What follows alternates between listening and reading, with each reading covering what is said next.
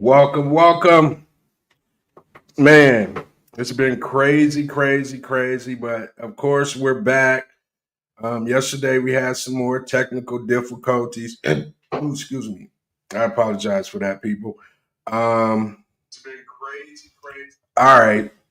I just had to make sure because yesterday we were taping and we did a whole show, hour and a half, and basically nothing was recorded. So that was crazy, but sounds like we're hitting on all cylinders today, folks. So welcome to another action-packed episode of the Mortgage Mayhem Podcast. I'm your humble host, G Money, and today we got a lot of goodies for you today. We're going to just kind of do yesterday's shows today, and we're going to mix in today's show. So it's going to be a big show today. But, it's worth it because yesterday, like I said, we went hard in the paint, and at the end of it, listened back, and it was absolutely nothing. So before we can get going here, let's do a little house cleaning, and then we'll get this party started. Mayhem Podcast, where the mortgage game meets real life, real talk, and a whole lot of chaos. We break down the deals, the drama, and the data behind the scenes of real estate finance, with a twist of street smarts, savvy, and a touch of madness. Before we dive in, here's the deal. The Mortgage Mayhem Podcast is for informational and entertainment purposes only. We are not attorneys, CPAs, or licensed financial advisors, and nothing you hear on this show should be taken as legal, financial, or investment advice. Always consult a licensed professional before making financial decisions. Well, all right, we got that behind us just to keep us covered. But today we got some bombshells. We got a great lineup to bring forth to you. And like I said, guys, we don't want to stop the momentum, of course.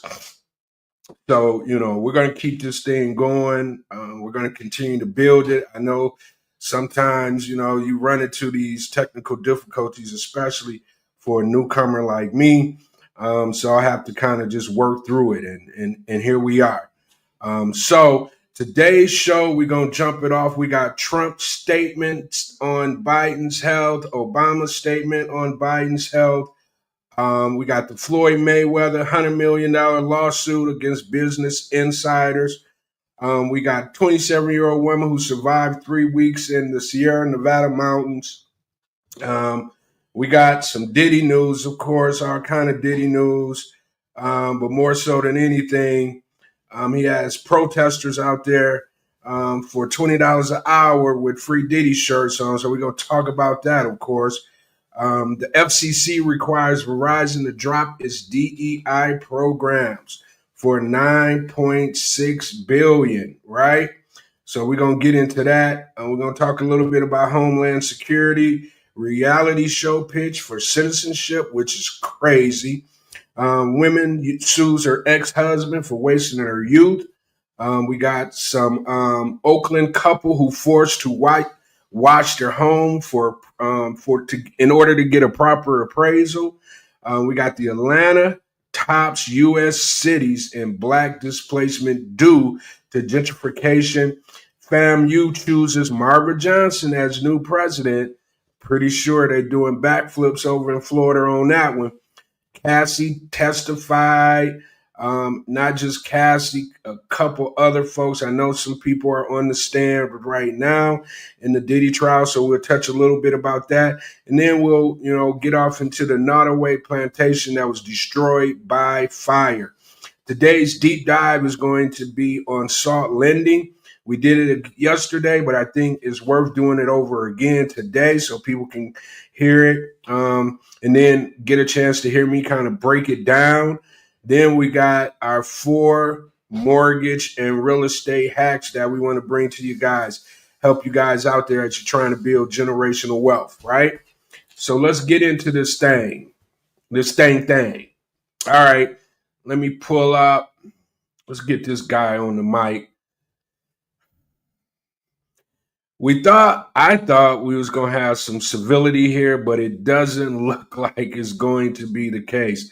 But just to kind of jump it off, our humble person, Joe Biden, is has cancer, and just found out about it. Melania, and this is the statement from Trump. Melania and I are saddened to hear about Joe Biden's recent medical diagnosis.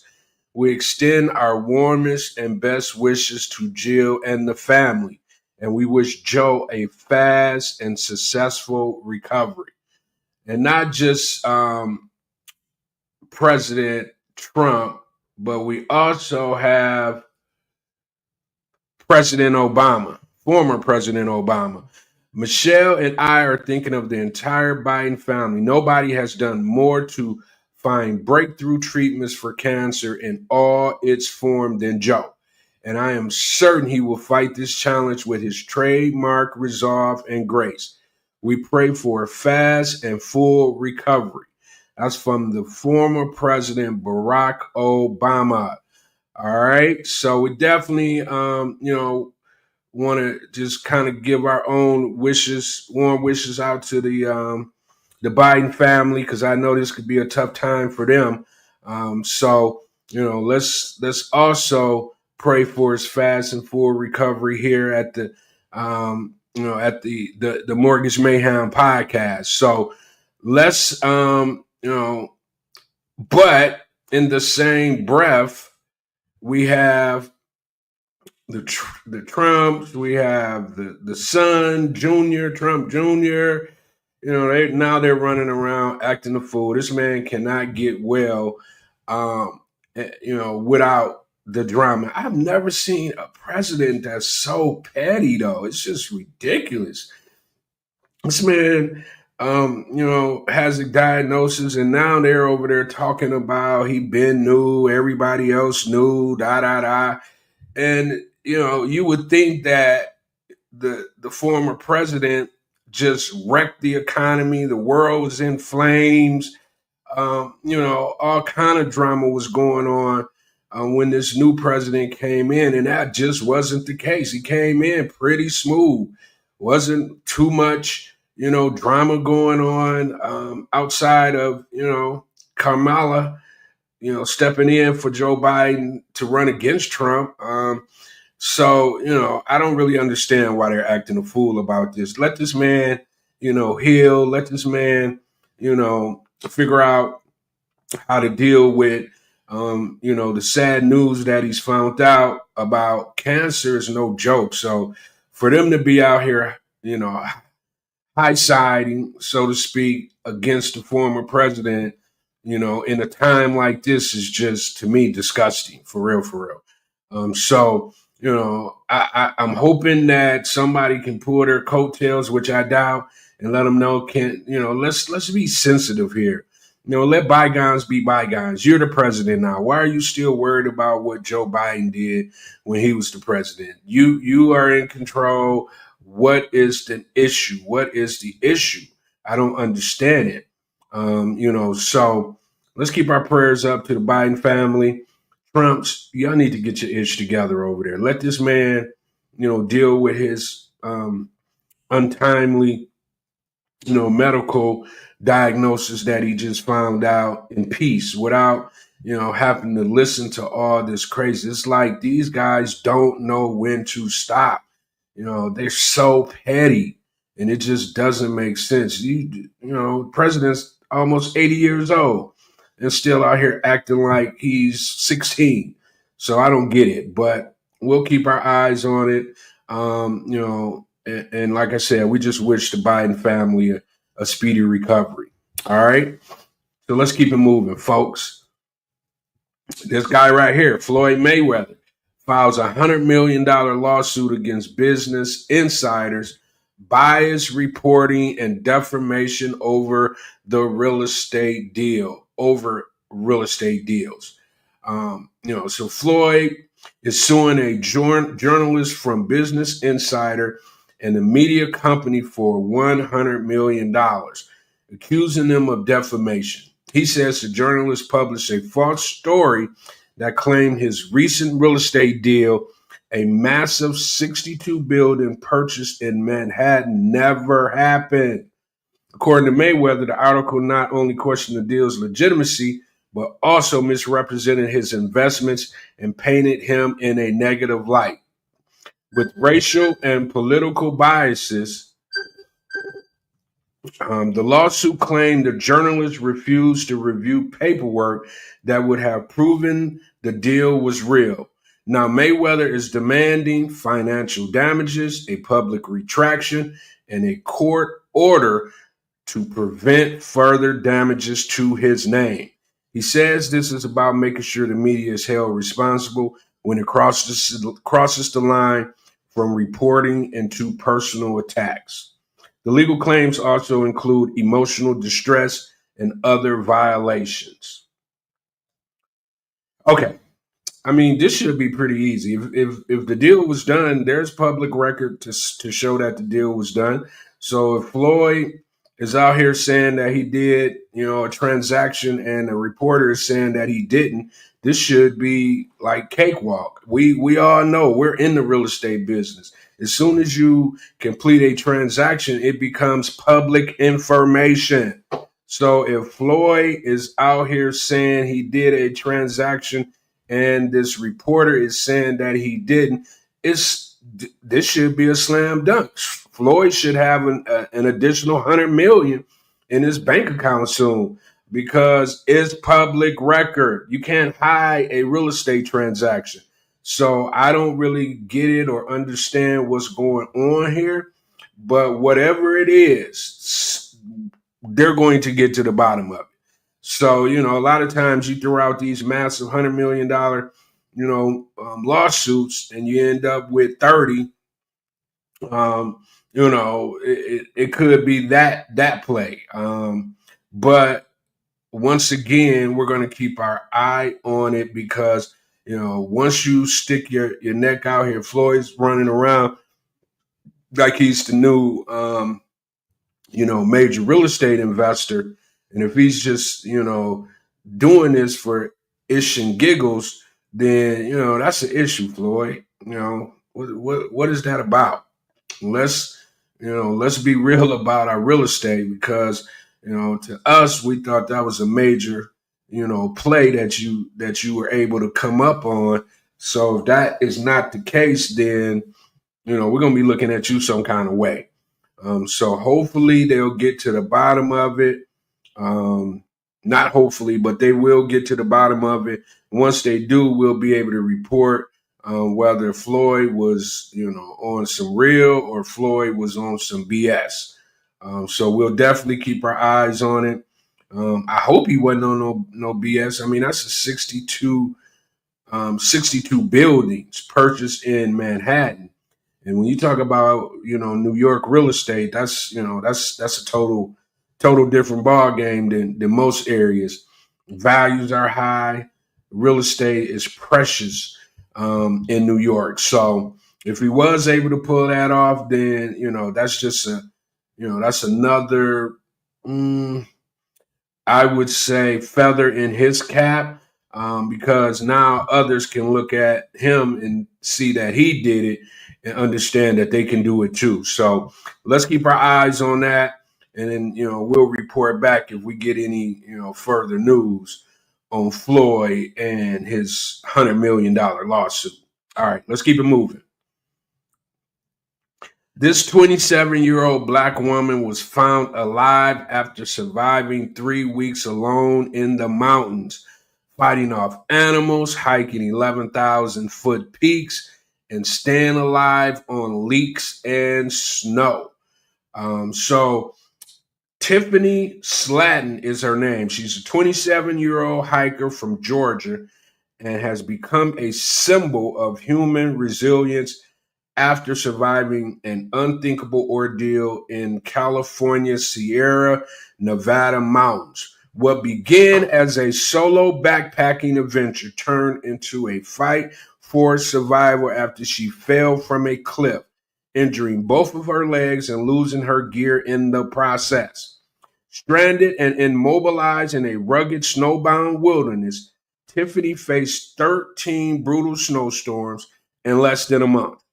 With no equipment or immediate shelter, she relied on her instincts and surrounding environment to stay alive. She used melted snow for hydration and foraged for wild edible, chief among them leeks. The role of leeks in her survival: leeks, a member of the alum family, which also includes onions, garlic, and chives, in the wild in various parts of the United States, including mountains area like the Sierra Nevada. Wild leeks, sometimes called ramps, have long been used by indigenous communities and survivalists for their rich flavor and nutritious value. High in vitamin A and K, leeks also contain small amounts of vitamin C, iron, and magnesium. They are low in calories but packed with fiber and antioxidants, making them an excellent emergency food for someone stranded in the wild. Tiffany reported found and ate wild leeks to keep her body nourished during a 21-day ordeal. Can you imagine being out somewhere 21 days with nothing but some leeks? She boiled them using melted snow, a critical source of both food and water, found against all odds after nearly 3 weeks with no communication and dwindling hope. Tiffany spotted a remote, unlocked cabin. She managed to reach it and sheltered inside. 8 hours later, a rescue team found her, bringing a miraculous end to the harrowing experience. She is now recovering safely, with her story resonating across social media as a powerful example of strength, survival, and the will to live. Her journey underscores not only the unpredictability of nature, but also the incredible determination of human spirit and perhaps the quite life-saving role of human plants like wild leeks. Wow. Okay. All right. So that's Tiffany and her being able to, get through what she was able to get through, which is just remarkable. Just, anytime anybody's able to be out in the wilderness like that, and survive, what can you say about that, right? What can you say about that? All right, so us, for the most part, we don't do a lot of hiking, a lot of stuff like that. So, apparently she does. So she knew what to do in that time of emergency. I probably would have been ate up by the wolves because I wouldn't have knew that leaks were leaks or, but this is great that we're able to kind of have this platform and report on different things because you get to be educated about things that you never knew even existed. I never even knew any of what she survived on even existed. So, for her to be able to be out there for 21 days, snowstorms, I'm pretty sure, wild animals probably, trying to get to her. For her to just, I'm like, how did she not notice this place earlier than, at the end? That one kind of threw me for a loop. But nevertheless, she's looked at as a survivalist. Like they said, she's been all over social. The article has been all over social media. People are praising her, which they should. But we're just happy to see that she's back home with her family and she's safe. So let's give her a round of applause. Actually, she deserves a definite round of applause.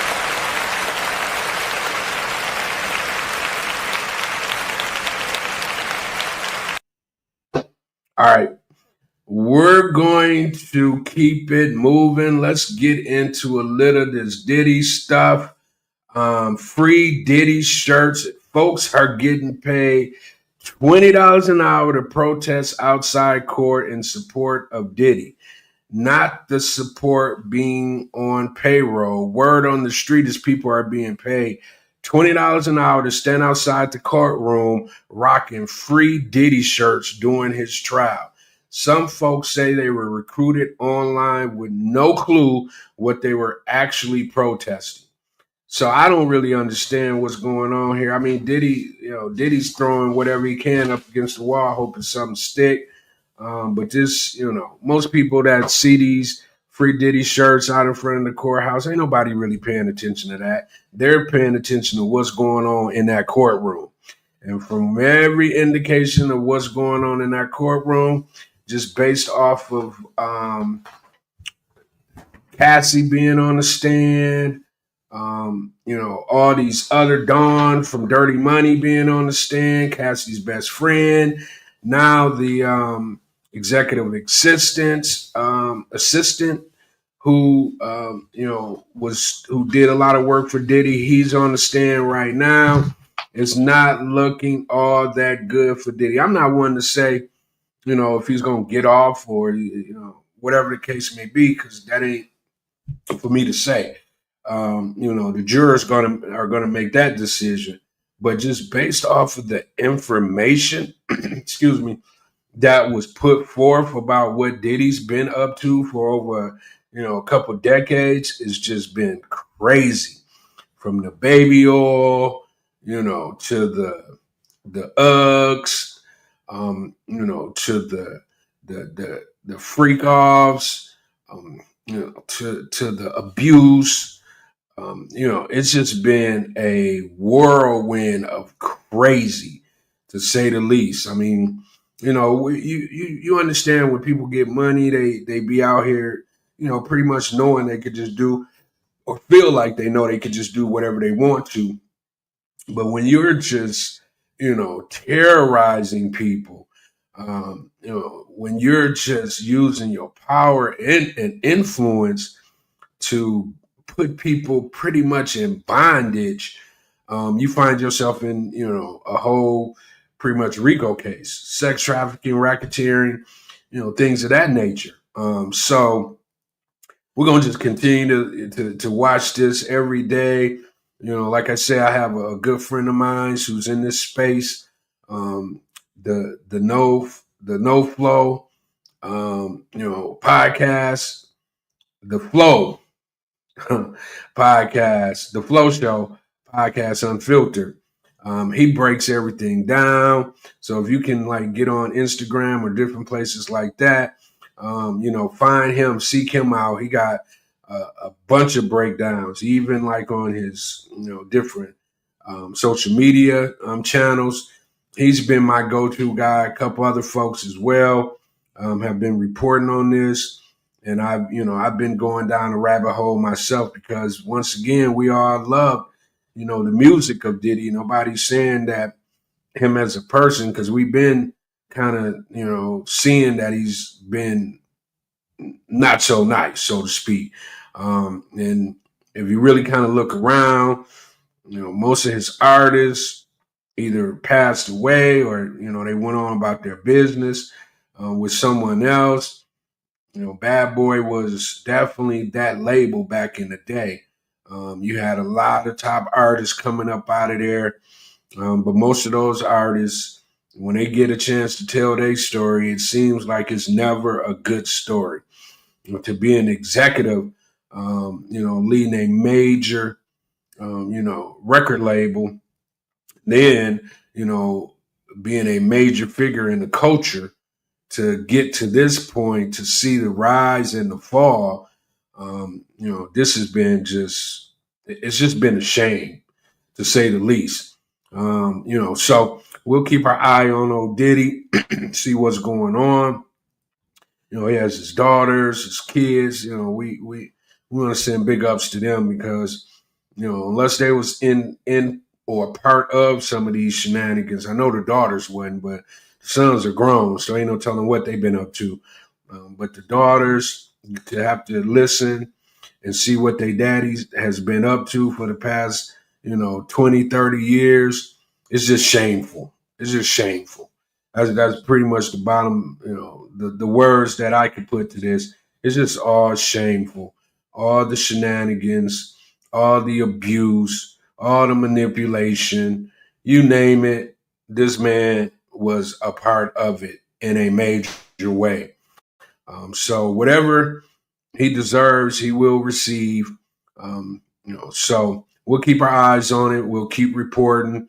A little bit later, we're going to talk about the guy who's up on the stand now, his personal assistant, and he has a lot to say. So we're going to keep it moving. The victims out there, if they're victims, wish you well.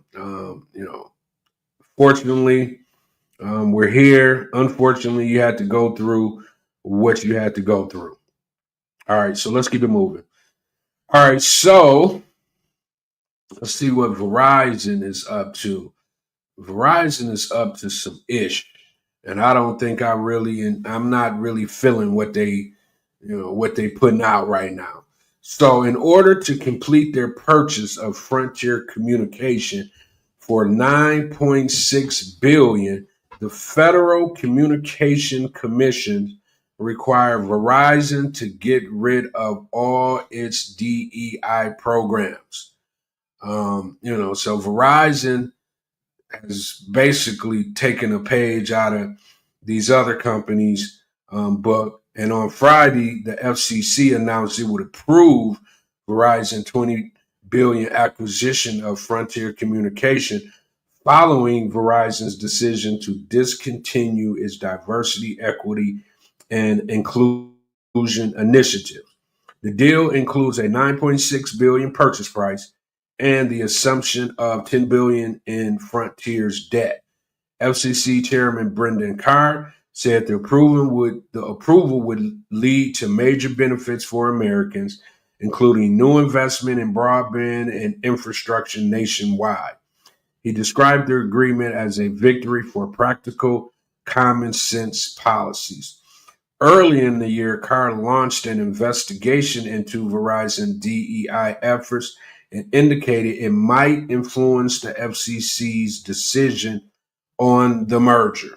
In response, Verizon informed Carr it would take down its DEI website, remove DEI-related content from employee training, and adjust its hiring, career development, supplier engagement, and sponsorship practices. These same changes will extend to Frontier once the acquisition is finalized. All right, so Verizon's up to no good. Well, I don't want to say they're up to no good, but they're up to the same things that these other companies that are whitewashing their DEI programs, and it's not been working out for them. I mean, Verizon is like one of them companies. I don't even know nobody who uses Verizon anymore. Cell phone. Outside of that, I don't even know what, unless their thing now is broadband.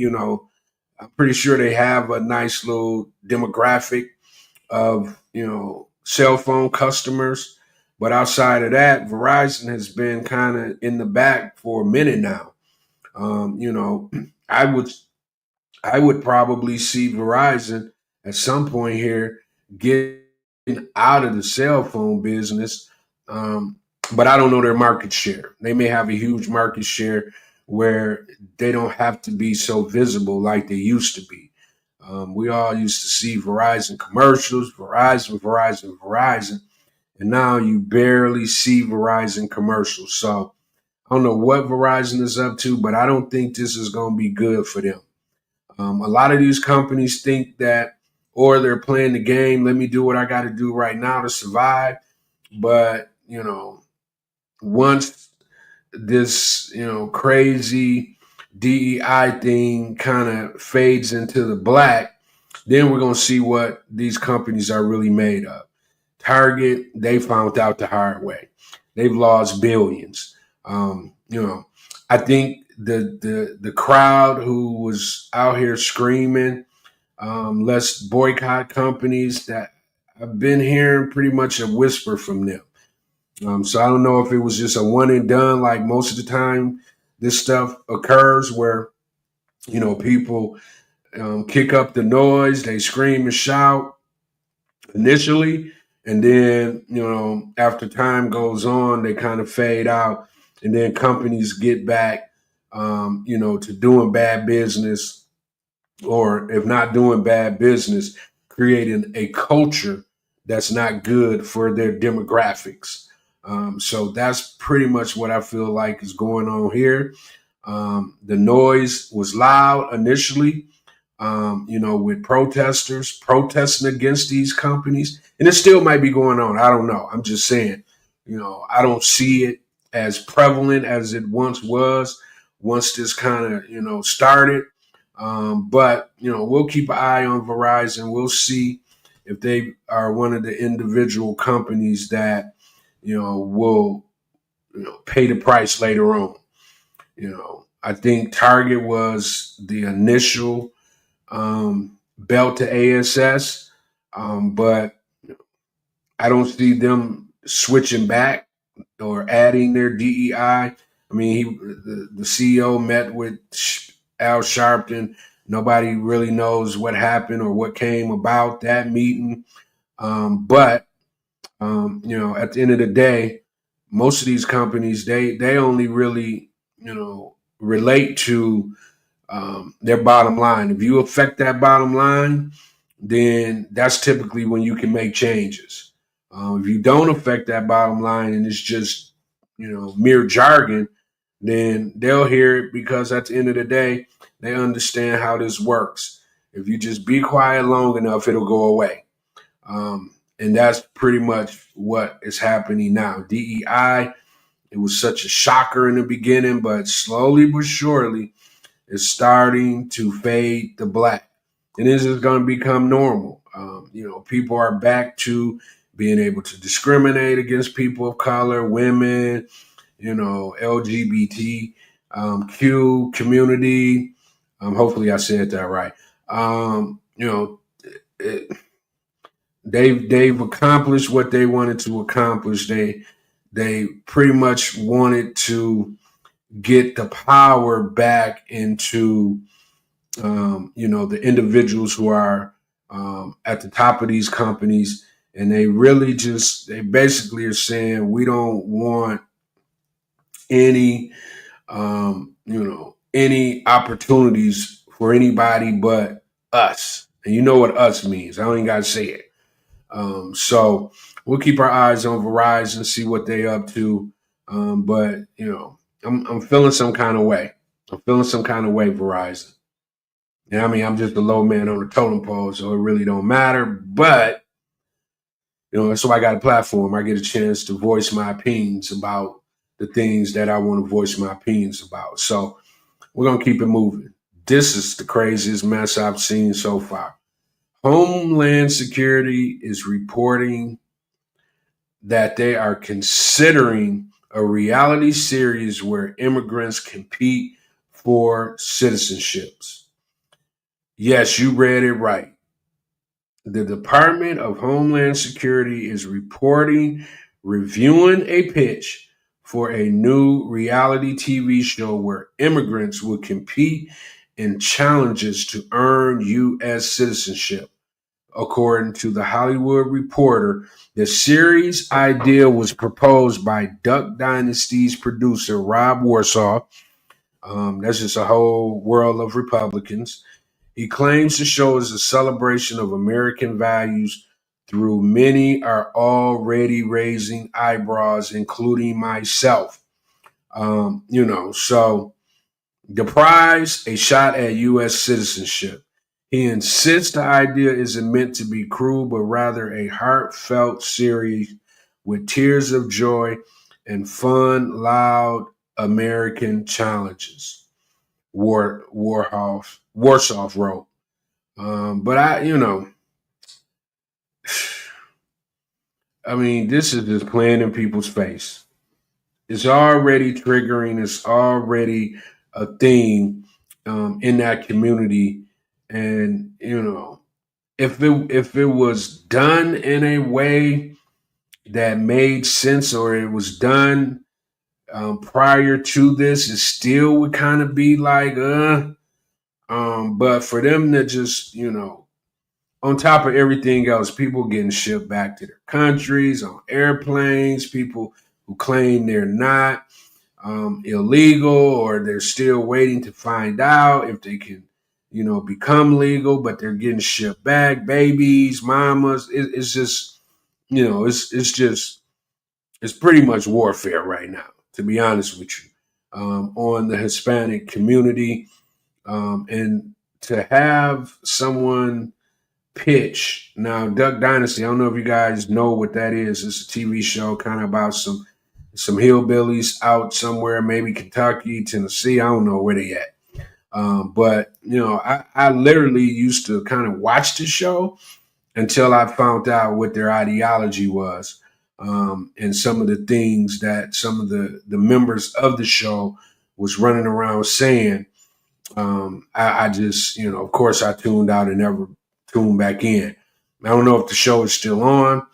More than likely it probably is, because it's just one of them kind of shows that kind of, although it shows it just shows their lives or whatnot. But once you found out what they were saying outside of the show, I couldn't look at the show the same anymore.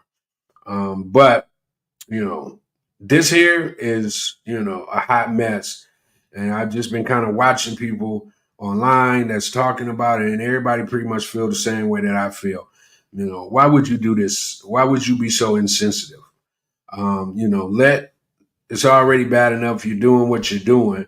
We don't need no reality shows, about people becoming Americans at a time where, it's just going to look almost like, how can I put this? If there was a reality show, about slavery, and you can compete to not be, slavery, or compete to not be three-fifths of a person. If that was a reality show, what, it's crazy, so this here is pretty much on that same, playing field. I get it. People has an opportunity, or would have an opportunity to become. How are you going to do that in the show? There's steps you have to take to become legal. There's steps you have to take to be, a part of America. And I just don't really see an actual reality show being able to, make that happen. So shame on you, Duck Dynasty producer, and shame on you, Homeland Security, for even acknowledging it to the point where it can, be getting reported all over the place. It's not a good look. It's just really not a good look at all. All right, so we'll keep our eye on that one as well. I don't think we have to, because I think people will go crazy, before they actually, see a show like this actually on TV, because it's too insensitive. Just really, really insensitive. All right, so let's keep it moving. All right. Thought this was interesting. A 27-year-old woman sues her ex-husband for wasting her youth. She met him at 20, married him at 21, believed every promise he made about love, kids, and building a future together. Now at 26, after 6 years in a failed marriage, she's suing him for wasting her youth. The case reported back Bree Avery Zachary has sparked debate. Can you really sue someone for wasting your time in a relationship? I don't think so. Her lawsuit accuses her ex-husband of emotional distress, loss of opportunity, and robbing her of her prime years under false hopes. No kids, no home, no legacy, just broken dreams and time she can't get back. Or is this just the emotional cost when it doesn't last? Or is this just the emotional cost of love when it doesn't last? Is this accountability or entitlement? So, all of us have been in relationships that didn't work. So can you imagine what the course would be looking like where every time you was in a relationship, you say, all right, I'm gonna sue you because it didn't work, because we couldn't get on the same page, because our values, our morals and values aren't the same. Our way we want to raise our kids may be different. Or we got into it and we just found out this is not the person for me. And I'm pretty sure a person goes into it, or he went into it, or whoever went into it thinking, yes, I want to be able to give you kids. I want to be able to build a future together. I want to love you. So all those things are things that I'm sure in the beginning was something that, was full throated. No Diddy. But things happen. You get to know a person. Your values may not be the same once religion, could play a part. The person could just not be in love with you once they found out who you actually are, and that happens. So, you know, for her to sue this guy because, he didn't, or they didn't, because, she plays a part too. I wish, it was an opportunity for him to speak so we can have both sides of the story. If that's the case, if that's how she feels, this will be a landmark case, because if this if he's found guilty and the world can see that this is a new way of suing your significant other. I don't know what she's expecting from him. Does she want money? I mean, at this point, the relationship's over. They don't have kids. So, 6 years of trying to see if something works, that's typical. And after 6 years, you find out this ain't working. So I'm gonna kind of move on with my life, and you should do the same without all the back and forth. I get it, I understand, trust me. But I would like to hear his side of the story. I don't think this is going to work, but we'll keep our eyes on it nevertheless. And if something comes down the pipe, when I say something, I mean she wins the case. It's almost like Me Too, the Me Too movement. If she wins the case of, it'll be tons of lawsuits running through courts throughout the country about this issue. I'm for sure about that. So we'll keep our eyes on it. Miss Bree, we'll see what you're up to. All right, so let's keep it moving. Let's talk about Miss LeBron. Savannah James partnered with the Howard University College of Medicine to test her new skincare line year-long clinical study. Yes, HBCU was one of the first calls for Savannah James when she decided to launch her new Reframe skincare line. One of her first calls was to Howard University College of Medicine for research and testing of products. She partnered with the institution for a year-long clinical study to ensure her products are inclusive and effective for everyone. In an email to at fashionista _.com, she stated, Howard was one of the first calls that we made when we started to build Reframe. James told Fashionista via email, we wanted our claims to be backed by real data and vetted by a top-tier academic institution. The doctors and scientists at Howard have been instrumental in ensuring Reframe is built for everyone. Okay. This is what that looks like, Reframe. All right. Okay. Savannah, I mean, just got all that money and got nothing to do with it, huh? Yeah. So she done started her own cosmetic line. So ladies, guys, I don't know if it's just for ladies or if it's for both. Look out for that. I just like the fact that she reached out to an HBCU. She could have reached out to Stanford, Harvard, whoever, but she went to another elite university.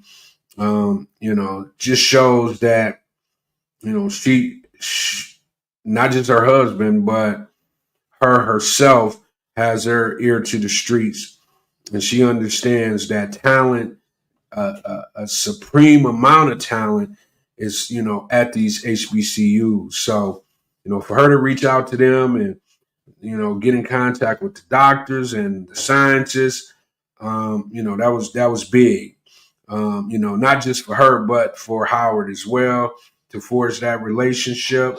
I'm pretty sure it can be a long-term relationship, where they can not only, do this particular line, or if you may look at some other HBCUs, or not just her, but other folk may, start to look at these HBCUs for what they are, a treasure trove of talent, a treasure trove of brilliant individuals.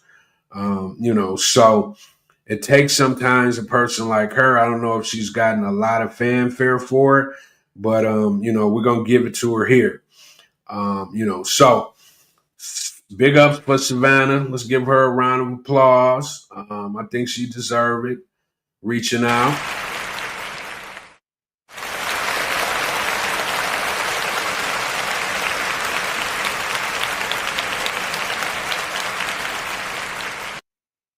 Savannah James, the wife of LeBron James, out here in these HBCU streets. All right, let's keep it moving, guys. This here, I really don't like this right here. So, an Oakland company couple was forced to whitewash their home to prove its worth. Appraiser who undervalued it by $254,000, folks, now faces consequences. Right? So they renovated their dream home, built equity, and planned to leave it to their daughter. But Ronald and Dominique Curtis say an appraiser lowballed its value by $254,000. The reason? Racial bias. So they did what they made many feel forced to do. They whitewashed their home, removed all signs of their identity, staged it to sell, and it later sold for 1.2 million, 300,000 more than it was appraised for. What happened next led to a civil rights investigation and a legal win. This is ridiculous. I mean, I just don't get it. Like, what do people be thinking about when they do stuff like this? I mean, I get people are racist. I get it. I've seen this myself. I've actually had individuals do this, whitewash their homes because the initial appraisal came in so low. Where we had to get a new appraisal. We whitewashed the home and the appraisal came back in at the value that we initially thought it should come in at. So this is not just an isolated incident. This is happening all across our country, folks. You got to be studious. You got to understand this game like these people did. They knew their property, and it ain't hard to find out what your property is worth. There's things in place to, figure out what a property is worth, like comparables, like work done to the property, which allows the value to increase depending on what was done. And it sounds like these guys did a full rehab on their property, and they end up getting 300,000 more than what the initial appraisal said it was worth. So I hope they sued the ish out of the appraisal company. Appraisal companies, this is their new thing. You know, back in the day around 2007, 2008, they was running around here, you know, increasing values on properties that they know wasn't actually, you know, the true value, which in turn was a big part of the tragedy of the downturn. You know, a lot of people was running around making money left and right. So people were, you know, getting money. A lot of brokers were doing all kind of loans. I was right there in the middle of all of it. I worked at the bank. So you know, my hands was clean of it, but I've seen it. I saw it all. And I also saw when the ish hit the fan. And all them people who was running around doing that either was, you know, broke or they were in jail, you know, for fraud. So these appraisal companies that's now out here undervaluing property because of racial bias, you're barking up the wrong tree. Because this is not an uneducated real estate market. Folks know what their properties are worth. You have too many other people that's involved in the transaction that's not going to allow it to happen, like myself. You know, if I get an appraisal back on a property where we didn't did our due diligence and we didn't figured out what this property should come in at, and it comes back in 200,000 less than that, we're going to war. You know, so this is something that has to change, and hopefully these appraisal companies are starting to see that there's going to be a civil rights investigation when this does happen. And typically, from what I'm hearing and what I'm seeing, the appraisal companies are losing. And not only do you get a bad name, nobody wants to do business with you. And that's exactly how it should be.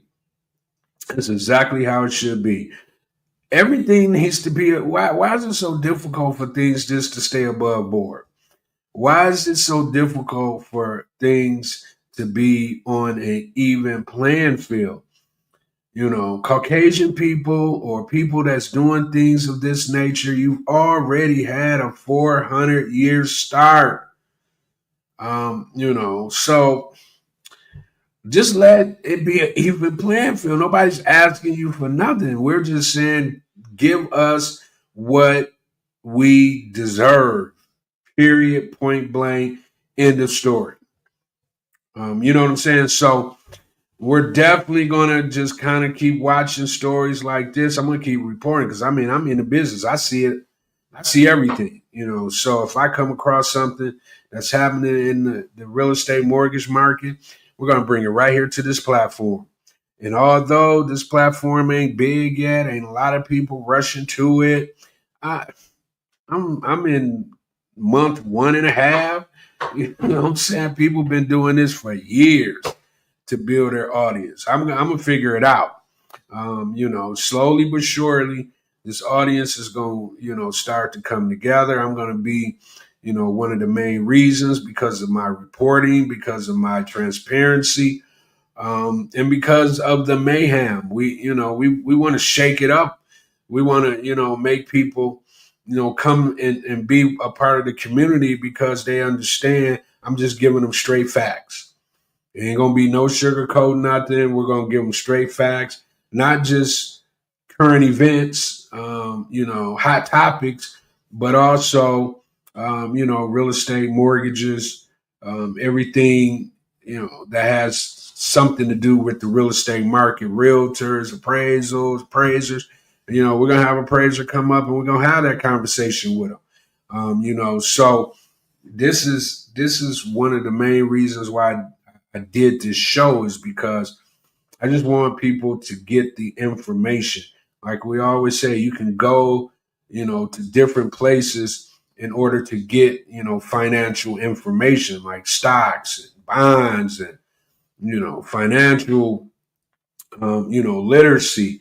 But when it comes to this real estate, these mortgages. You can't just, it's a cesspool of individuals saying they can do this or do that. But at the end of the day, it's all smoke and mirrors. There's no smoke and mirrors here, buddy. We're going to give you the straight facts here at the Mortgage Mayhem Podcast. So that article disturbed me because I've seen it myself. And, to see that a couple almost lost what they deem generational wealth is a tragedy at the end of the day. All right, let's keep it moving.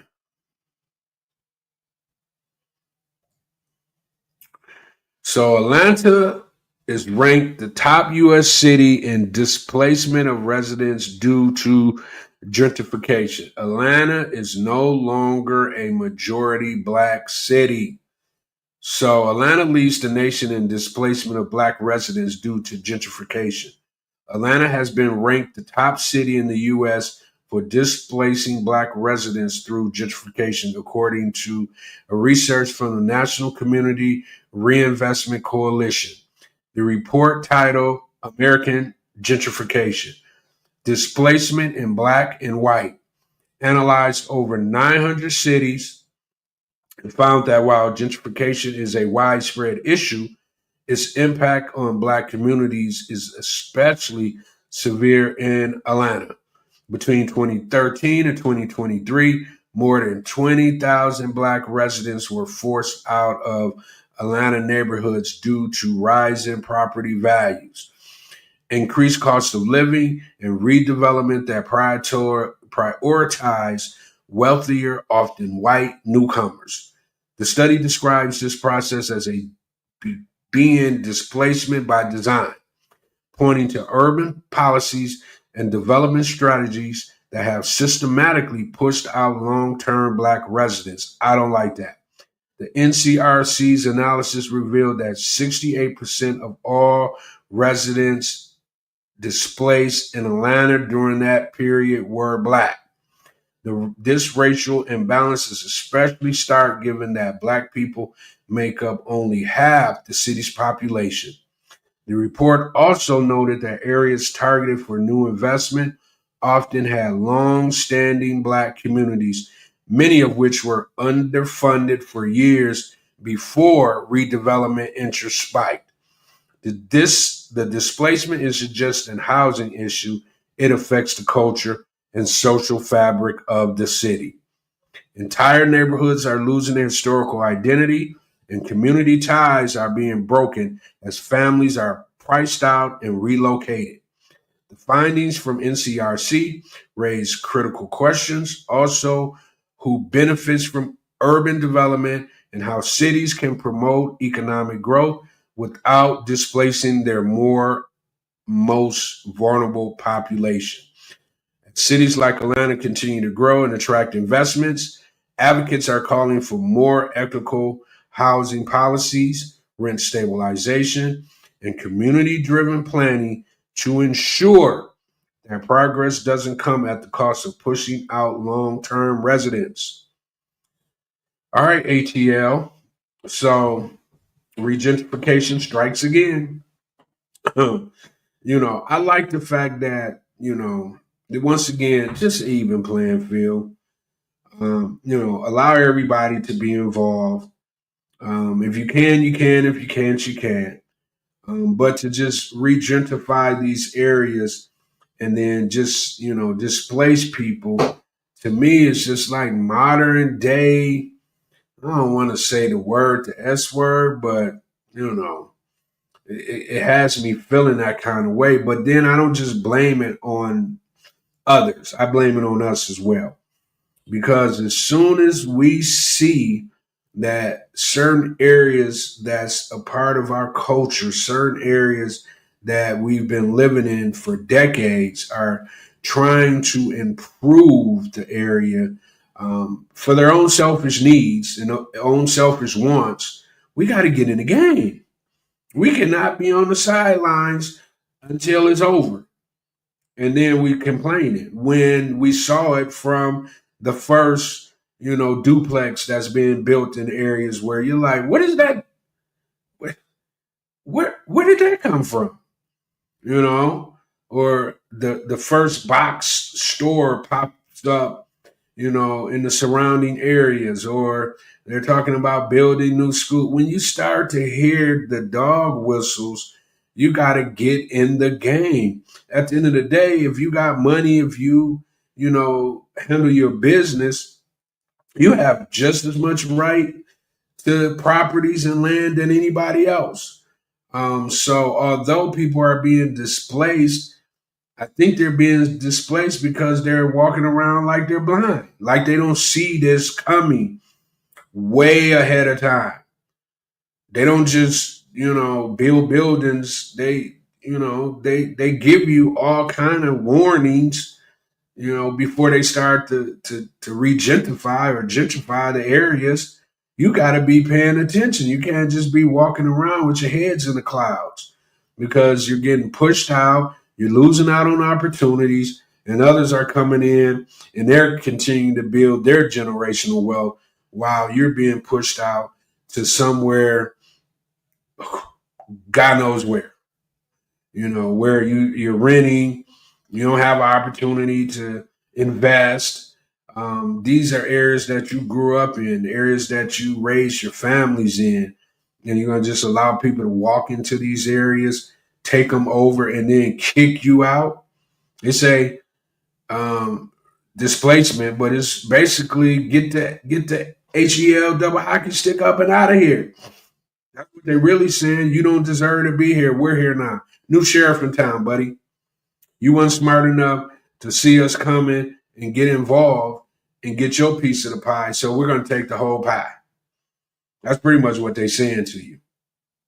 You know, so Atlanta, if you want to continue to be like what they say, when like Chocolate City, like DC, or, you know, areas like that, then you might want to step your game up. You know, if it ain't too late. It might be too late because once they come, and they monopolize for decades. You know, you just be on the outside looking in. You know, so we'll keep our eye on that. I mean, I do a lot of business down in Atlanta. I know a lot of people who live in Atlanta. So I'll continue to have conversations with them, aware, you know, bringing them awareness of what's going on. You know, because sometimes, you know, you tell the right people that may just be out of the know, they can, you know, jump to action and make a change, right? All right, so we'll keep it moving. Ba-ba-ba-ba-ba-ba. Where's old Marva at? Because she got people in an uproar. Marva Johnson. FAMU has selected lifelong Republican Marva Johnson to be their next president. The selection committee believes she represents the core values of the HBCU. Marva Johnson to be their next president. The selection committee believes she represents their core values. Johnson, who currently holds the position of group vice president at Charter Communication, is only the second woman ever to lead the university, following Elmira Magnum's tenure from 2014 to 2016. Her appointment came after a heated and controversial selection process on May 16th.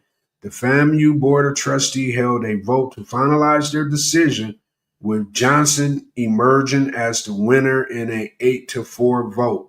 Several trustees, including board chair Kristen Harper, Belvin Perry Jr., Craig Reed, and student bodies president Zala Bryant, voted instead for Donald Palm, FAMU's current executive vice president and chief operating officer. Palm was a popular candidate among supporters. Trustee Natalie Fliggers was the only member absent from the vote. Critics of Johnson's selection pointed to her limited academic background and connection to conservative politics as reason for concern. Nonetheless, she will take on the role of president at one of the nation's most respected historical Black colleges and universities. Well, I mean, they tried, but she broke through. So you guys just gotta hold her to the fire. She may have an opportunity to bring some things to the school that others couldn't do because she's in them kind of circles. But she also has an opportunity to uck some ish up too. And that's pretty much what folks are thinking she's going to do. Book banning, all that craziness that they be going through. DEI, well, you can't really DEI at a Black school, but some of the advantages, African American studies, she might have the compensity to try to do away with the history now that she's infiltrated, the HBCU lineage. So I think that's the big thing that everybody's worried about. Like, she's about to come in and try to whitewash the university. That's been a historical Black university for decades. And that's where all the ants is coming from, I do believe. They think because of the party that she represents, the individuals that she hobnobs with, their ideology, and not just theirs, but her own ideology, is going to ineffectively create an environment that these college students aren't used to. And not only that, if she gets in, this is another opportunities for others, to see that she has a Republican MAGA type. It might be other opportunities where they can backdoor into some of these HBCUs and internally try to whitewash and create a new ideology that doesn't need to be created. Right? The reason we have HBCUs because our predominantly white universities didn't feel the need to educate us back in the day. So we had to, create our own and, educate our own, to the point where we have so many brilliant individuals now today that came from HBCUs, right? So we're going to keep our eye on Miss Johnson for sure. And I'm pretty sure a lot of other folks are going to do just the same, right? So that's that. I know Will Packard is probably, pulling his skin out because he ain't got no hair last time I checked. Because he was all over the internet just going crazy about this.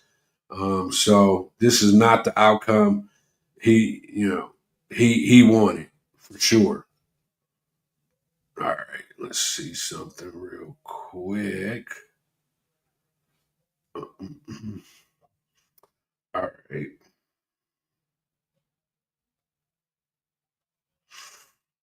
Let's keep it moving.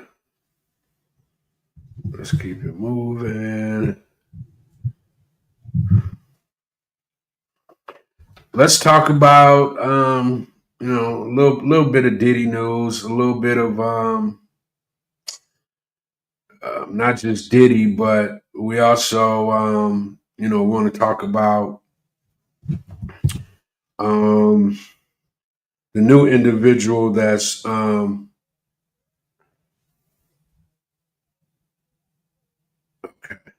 Sorry guys, I just got all kind of emails coming in.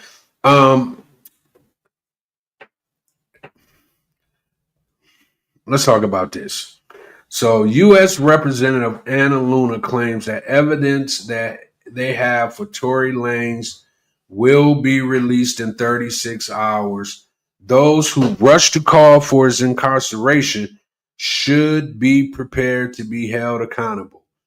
And then she comes back and says, we have compelling evidence proving Tory Lanez's innocence, and it will be released in 36 hours. So this is about to be interesting. Tory just got stabbed up. I think we reported that last week. He just got stabbed up, and he's in a hospital somewhere. I don't even know if he's back in jail yet. And now, in that same time frame, his legal people came out and basically said that the driver is now not recanting, but coming to the table to tell their story. And they're saying that he is innocent. So we're going to keep our eye on this. I don't want to go too deep into it right now until we kind of see what's getting ready to get released. But Tory, it looks like Tory might be on his way home. So we'll keep our eye out for that, and report back to you and let you know what we come up with. All right. Okay. So Lord Diddy's former assistant, Davis James, testified he was Diddy bopping on drugs. Just when we thought we heard it all, Diddy's sex trafficking and racketeering trial, here comes another jaw dropper. Diddy's former assistant, David James, took the stand on day 7 of the trial in New York City, and he did not hold back. Under questioning from the prosecution, James admitted to being deep in Diddy's lifestyle. When asked if he had ever taken ecstasy, James replied without hesitation, "Yes, I was drinking Ciroc. I took ecstasy. I was Diddy bopping."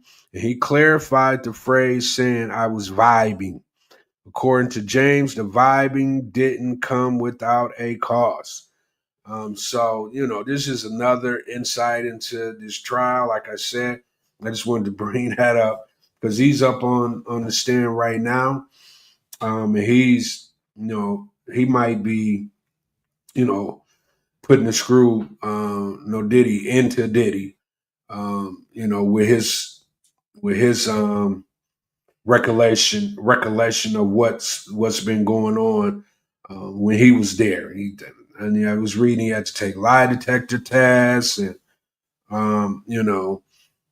he's seen all kind of abuse. He was the assistant. While things were getting stolen, watches, money, Diddy, when you got as much money as Diddy, much material things as Diddy, you got people around who, he might not be taken care of like he's supposed to, so they be hungry. They see an opportunity to take something from them. Most of these people are who they are. If you see a 60, 70, 80, $300,000 watch just laying around, ain't nobody around, these guys are picking it up and getting it to the local pawn shop or local, person they can get it off with. And that could be a potential come up for individuals. But Diddy's way of trying to combat that is, doing lie detector tests on folks when things come up missing, money, jewelry come up missing. And he is today up on the stands talking about just that, right? So we'll definitely get back to you guys. It's probably gonna be like an 8-week trial, 2-month trial. So we'll have ample opportunities to talk about Diddy and his shenanigans, right? All right, let's keep it moving. What have got here? Okay. I just wanted to kind of touch on this a little bit because I didn't even know it existed, so to speak. But the Nottoway Plantation in White Castle, Louisiana, the largest remaining antebellum mansion in the U.S., was destroyed by a massive fire on May 15, 2025. It was built in 1859 by enslaved labor for sugar magnate John Randolph. The 53,000 square foot estate has been operating as a resort and wedding venue in recent decades. While some mourn the loss of the historic structure, many in the Black community view its destruction as a form of symbolic justice. A viral video shows Dr. Crawford Johnson pouring libation, an African tradition of honoring ancestors, on the ground as the mansion burned behind her.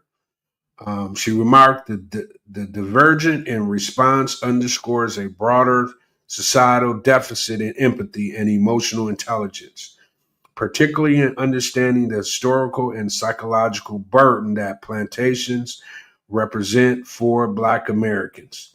The incident has reignited discussion about the appropriateness of preserving sites with painful history.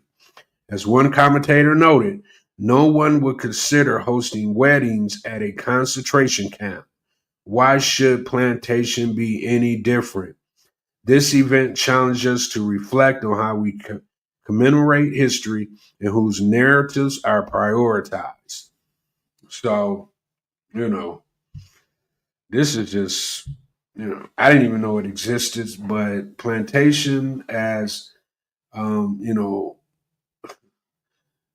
being used for resorts and wedding venues, it's just like they playing in our face. They know what went down on those plantations. They know the triggering effects those plantations do. When you ride by something and you see plantation anything is triggering. And like they said, nobody. Where's the sensitivity? They just feel like they can't let it go. They still have to remind us of the brutality that we endured, and now we're still here thriving, when they thought we were going to be a generation that would be extinct, or a generation that would continue to help others to build generational wealth, to build countries, to, the reason they came and got us in the first place. So for this, I don't know how it burned down. I haven't heard that yet. Can't wait to hear what happened. But nevertheless, it's gone. And it just signified, something that when folks saw it burning down, it almost became a celebration, because of what it meant, in its entirety, to a whole race of people. So now that it's gone, other reminders of what occurred. You want to take books out of schools. You want to not have our kids be educated about history, but at the same time, you want to keep these kind of symbols in our face to remind us of the history. Make it make sense. It don't make no kind of sense to me. You know what I'm saying? Like, you want to keep these type of, platforms or whatever the case may be to remind folks of what happened, but you don't want us to educate our kids about what happened. It's just ridiculous. At the end of the day, it's just ridiculous. So we'll keep our eyes on that as well. We'll see what the outcome is. Who burned it down? Was it electrical? Was it, somebody who just was enough is enough, or it was just accidental? We'll definitely keep our eyes on it and see exactly what is going on. All right. So let's keep it moving. Let's talk about some mortgage hacks, right?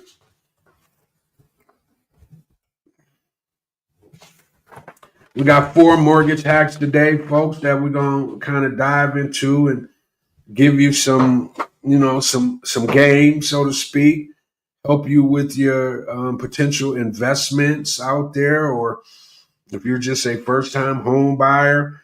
The reason I do these hacks is just to kind of give you a glossary of information that you could go back to whenever you decide, or if you decide, you know, to kind of pursue a career in real estate, or to, use real estate as a side hustle, so to speak.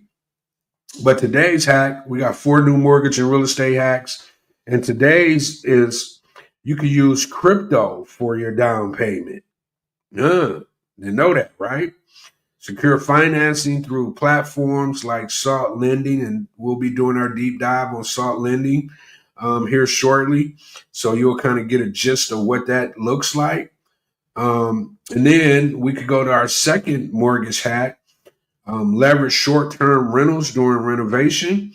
Rent out a portion of the property to cover carrying costs. Great idea.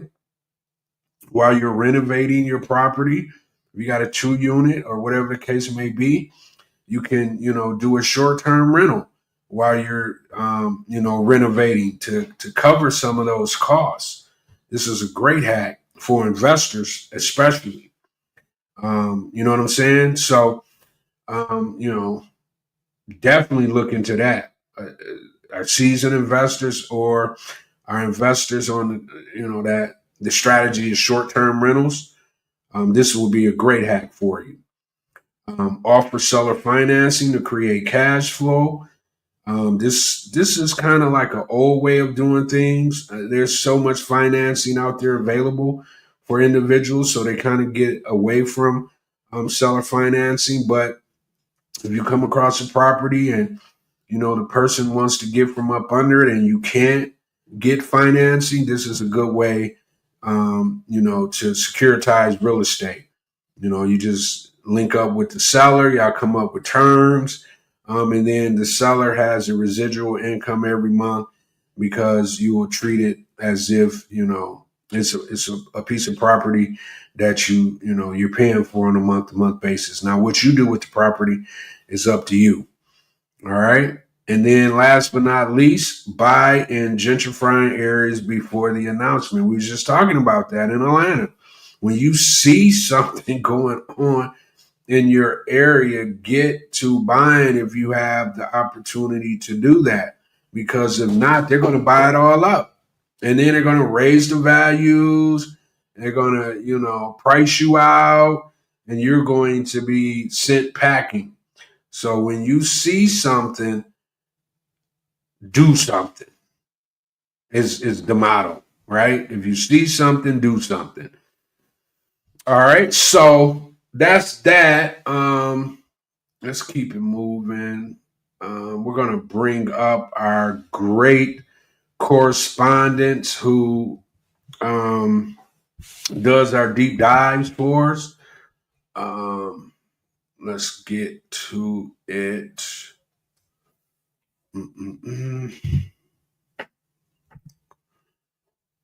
Da-da-da-da-da.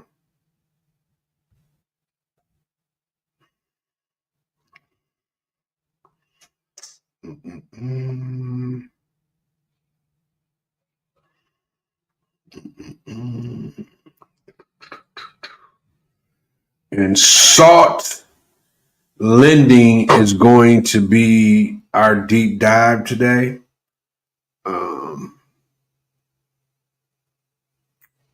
So let me make sure my people are ready to go.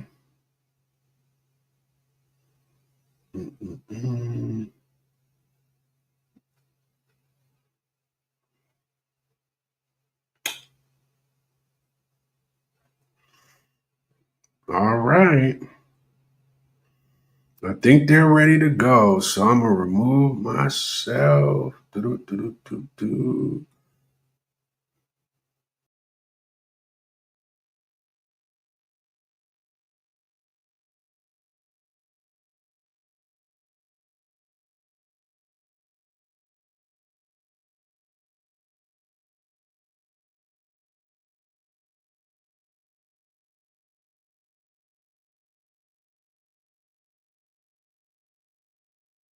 Welcome to the deep dive. Today, we're looking at something pretty interesting, basically, how you can potentially get cash using assets you already own. but without actually selling them. Mm-hmm.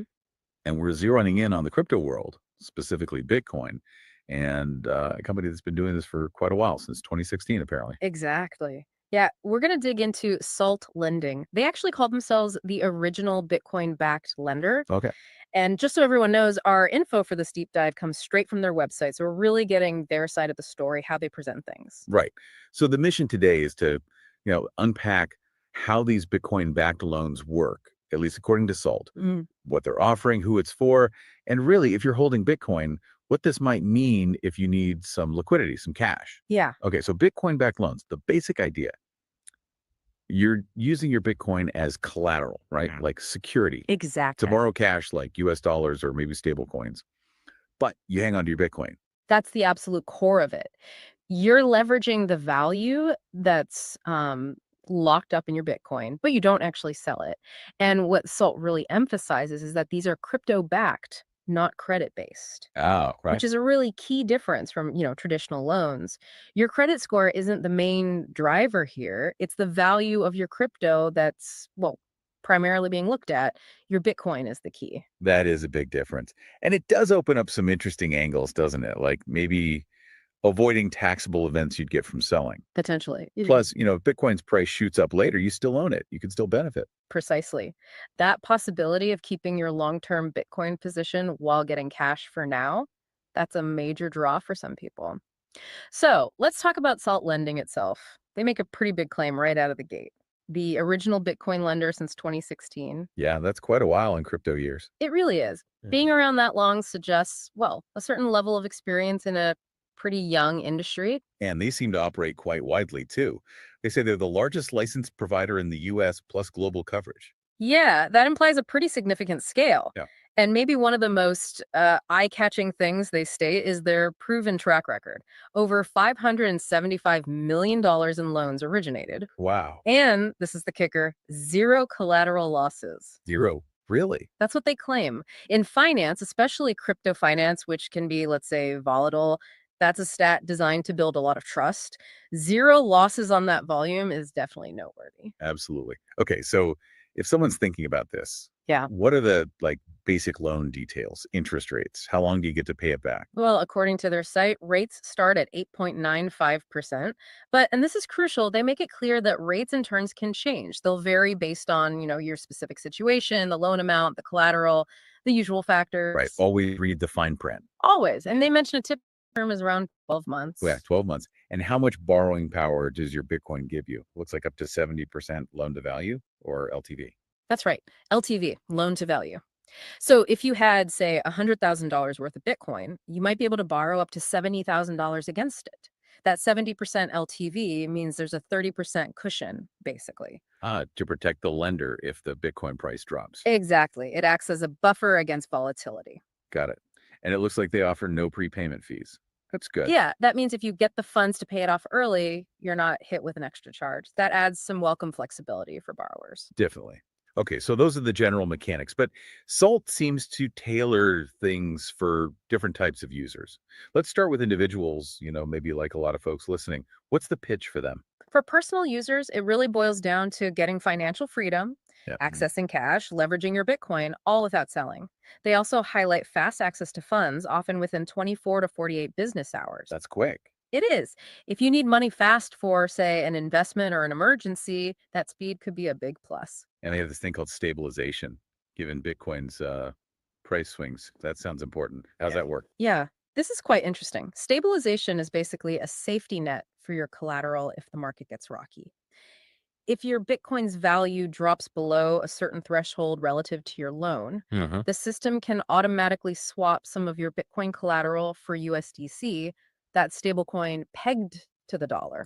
So it helps keep the loan properly collateralized. And as they point out, it potentially lets you buy back into Bitcoin later, maybe at a lower price. It's really a risk management tool for volatility. That sounds like a smart way to handle potential dips. Yeah. It could definitely offer some peace of mind. And they even try to frame the borrowing decision with this think about net benefit of borrowing concept. Yes. They give this hypothetical example. They plug in numbers like an average Bitcoin growth of 50%, inflation at 7%, and their borrowing cost at 13%. Right. And doing that math, they suggest a potential net gain of 40%. Now, So obviously, huge caveat here. huge caveat. These are just examples. Past performance is never a guarantee of future results, especially with crypto. But it does give you a way to sort of think about the potential trade-offs weighing borrowing costs against potential holding gains. Right. It's just a framework. You need to weigh the potential upside against the costs and, crucially, the risks of borrowing against something volatile like Bitcoin. Okay. What about businesses holding Bitcoin? How does SALT approach them? For businesses, the narrative shifts a bit. It's more about unlocking capital to drive growth. They even mention potentially faster access, like 1 to 2 business days sometimes. Okay. The idea is businesses could use these loans for, expansion, covering operating costs, maybe investing in new projects, all without selling their Bitcoin reserves. Makes sense. And they also mentioned businesses potentially earning yield, something like up to 10% APY on Bitcoin, Ethereum, and stablecoins. How does that fit in? That seems to be part of a different service they offer, maybe called Salt Lend, focused on earning interest on crypto assets. So not directly tied to the loan itself. Not directly linked to borrowing, no, but it shows they offer a wider suite of services for businesses in the crypto space. It could be a way for businesses to make their assets work harder, maybe offset loan costs indirectly, or just manage their crypto treasury better. Earning yield on stablecoins is part of that too, helps manage volatility. Interesting. So a broader platform for businesses, and then there's this private clients category. Sounds like high net worth individuals. Yeah, that seems to be the target. For them, the focus is on things like exclusive wealth strategies, effortless liquidity, a dedicated relationship manager. Hmm. Basically, a more bespoke, high touch service for larger portfolios and complex needs. Okay, so tailored offerings for different groups makes sense. Yeah. But let's talk about the big concerns. Yeah. Security and trust, especially with crypto lending. How does SALT address that? That's absolutely critical, right? They really lean on their history here, emphasizing they've been around since 2016 and have weathered the highs and lows, their words, without, they claim, losing client assets tied to loans. And the specific measures. They mention proven security processes, having comprehensive cyber insurance, using top tier infrastructure, partnering with known security firms, and employing agile risk management. I mean, surviving that long in crypto does suggest something about their processes. Yeah, that longevity, plus the claim of zero collateral losses since 2016. That is a pretty strong statement in this industry, given all the hacks and issues we've seen elsewhere. It really is. That history is likely intended to be very reassuring. So let's pivot to what SALT calls the SALT difference. What do they say makes them stand out? All right, what are their key selling points? Well, first, they highlight their U.S. jurisdictional head start. Operating within U.S. regulations, they argue, provides trusted solutions and peace of mind. Okay, the regulatory angle. Second, they double down on that security and trust built on experience, pointing to nearly a decade in the business and their established processes. Experience and trust. Got it. What else? Then there's the core benefit. Leverage your digital assets for growth without selling, that fundamental appeal. And finally, they bring up that stabilization feature again, positioning it as a key way to help protect your collateral from market swings. So regulation, experience, the core value prop, and that specific protection feature.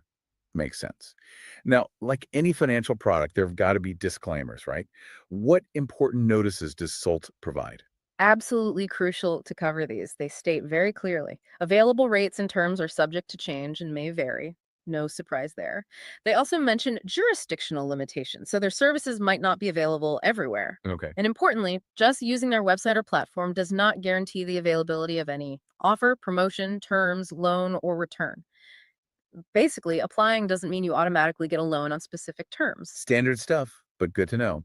And what about the risks inherent in this? Borrowing against crypto? They do admit it. They say borrowing against collateral entails risk and may not be appropriate for your needs. They also remind users that digital currency is not legal tender. It's not government backed. Right. And critically, SALT accounts are not FDIC or SIPC insured like traditional bank or brokerage accounts. That lack of government insurance is a fundamental difference. It's a very important point. Yeah. And their stance on giving advice. Crystal clear. No investment advice. They state explicitly that nothing on their site is an offer, endorsement, or recommendation for any specific crypto or security. They strongly urge users to do their own research, DYOR, and consult qualified financial, tax, or legal advisors. Standard but vital disclaimer in this space. Okay, so we've walked through SALT Lending's offering based on their own information. The big picture seems to be they offer a way for Bitcoin holders, both individuals and businesses, to get cash without selling, positioning themselves as an experienced, regulated, and secure option since 2016. That sums it up nicely. It's about unlocking liquidity from your Bitcoin while keeping your potential upside. And they highlight their US focus, their track record, and features like stabilization as key parts of their value. So, for you listening, hopefully this deep dive gives you a solid understanding of how these Bitcoin-backed loans work, at least from Salt's perspective. Yeah. It's certainly an option to be aware of if you hold Bitcoin and need cash, hmm but it's essential to weigh those potential upsides against the very real risks involved. Absolutely. And that actually brings up a fascinating thought to maybe leave things on. As digital assets keep getting woven into the financial fabric, how might services like salt lending evolve further? And how could they change the way we all think about and use the digital assets we hold? Something to ponder.